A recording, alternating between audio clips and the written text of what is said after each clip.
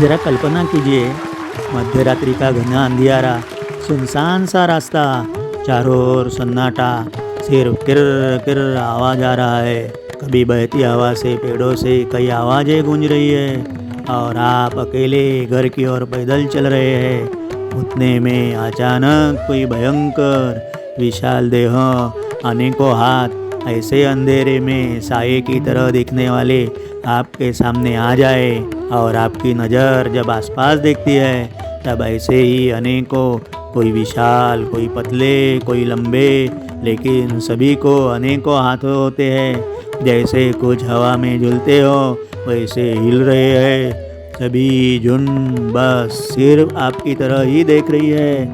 आपस में आपके बारे में धीमी आवाज़ों में कुछ बातें कर रहे हैं। सिर्फ कल्पना करते ही डर से कलेजे का पानी पानी हो जाता है ना? लेकिन यह कोई डरावनी हॉरर स्टोरी मैं आपको नहीं बता रहा हूँ। यह बात तो बचपन से हमारे साथ कई बार घटता रहता है। सिर्फ हम उस वास्तव से बिल्कुल ही अनजान होने के कारण जरा से भी डरते नहीं। उल्टा बहती हवा से हिलने वाले उन सायों जैसे भयंकर आकारों की मजा लेते ही अपनी ही धुन में चलते रहते हैं। क्या आप जानते हैं, हमारे आसपास जो पेड़ पौधे वृक्ष होते हैं वो सिर्फ श्वास ही नहीं लेते, वो देखते हैं। जी हाँ, वो हमें भी देखते हैं, सुनते हैं। रोज़ाना उनके इर्द गिर्द से जब हम गुजरते हैं वो हमें तुरंत पहचान भी लेते हैं।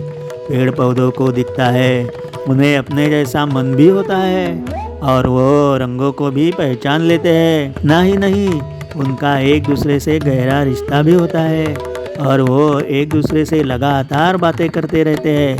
अपनी भावनाओं को, अपने दिल के करीब रहने वाले दूसरे वृक्षों से सभी सुख दुख की बातें भी शेयर करते हैं। यह कोई फैंटेसी नहीं बता रहा हूँ या मेरी मनगढ़ंत बातें नहीं कह रहा हूँ। यह सभी विज्ञान ने सिद्ध की हुई वास्तविकता है। सिर्फ हमारी ही जो कमियां हैं कि हम उनकी भाषा ना ही सुन पाते हैं ना ही जान पाते हैं। वास्तविकता से बिल्कुल ही उल्टा यह हमारा एक सबसे बड़ा खुद के बारे में वहम जो है। एक छोटी सी कुछ मिलीमीटर लंबाई की चींटी को भी हम जैसा ही दिमाग होता है। भले हमारे इतना प्रगत ना हो लेकिन होता तो है। उनका समाज जीवन, उनके रहन सहन, उनके एक दूसरे से रिश्ते, यह सभी का अभ्यास करने के बाद हम सिर्फ और सिर्फ अचंभित ही हो जाते हैं। आज हम बातें करेंगे हमारे आसपास मौजूद पेड़ पौधों और वृक्षों की। जैसे मैंने पहले कहा, पेड़ पौधे आपस में बातें करते हैं। इतना ही नहीं, उनके पास मिली जानकारी भी एक दूसरे से शेयर करते हैं। उनको अपने जैसी भावनाएं भी होती है, दुख दर्दों पर रोते हैं। अगर कोई आसपास का वृक्ष या पौधा बीमार हो, उसे किसी कारणवश कुछ जख्म या बड़ी खरोच आई हो, तो उसकी मदद और निगरानी भी करते हैं। उनके जरिए जन्मे दूसरे पौधों को वो अपने बच्चों जैसे भाव से संभालते भी है ना? बहुत मज़ेदार बातें।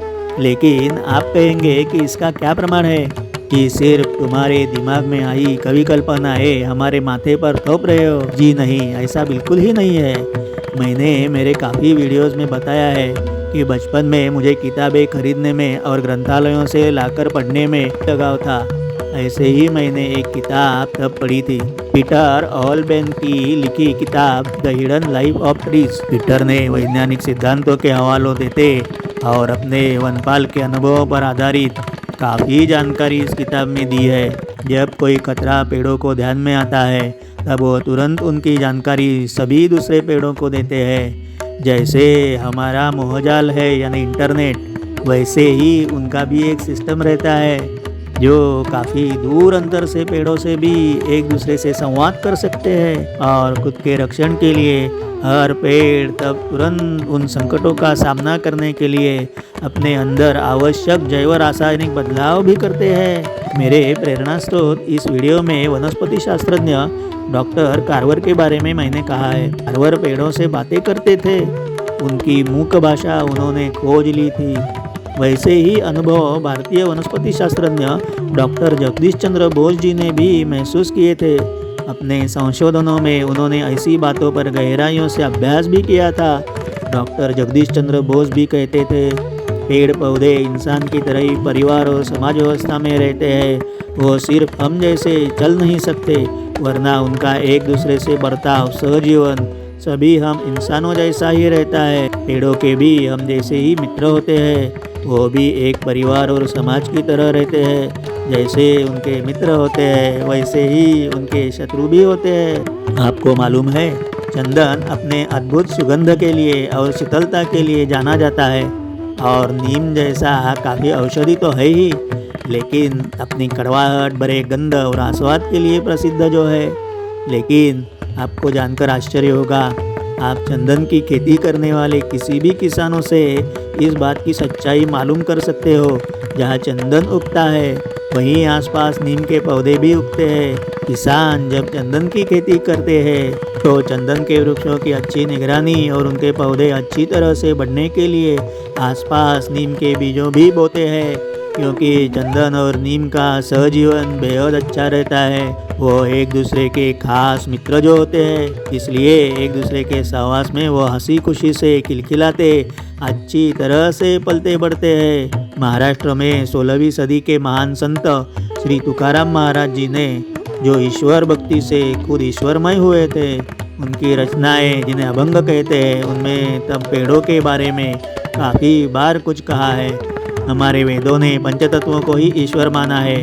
वही बात को संत तुकाराम महाराज अपने अभंगों में दोहराते थे। उनकी पंक्तियाँ वृक्षवल्ली अमा सोयरी वनचरे, मतलब पेड़ पौधे लताएं जैसे वन्य जीवों भी हमारे अपने, हमारे रिश्तेदार ही है। निसर्ग संवर्धन का महत्व इतनी सहजता से कहने वाले संत तुकाराम जी और उनकी रचनाएं इसीलिए आज 400 सालों बाद भी अमर्त्य और दिशा दर्शकों की तरह हमारे जीवन में ज्ञान प्रकाश उजागर करते रहते हैं। अब वीडियो खत्म करते करते और एक सच्चाई आपको कही देता हूँ आज।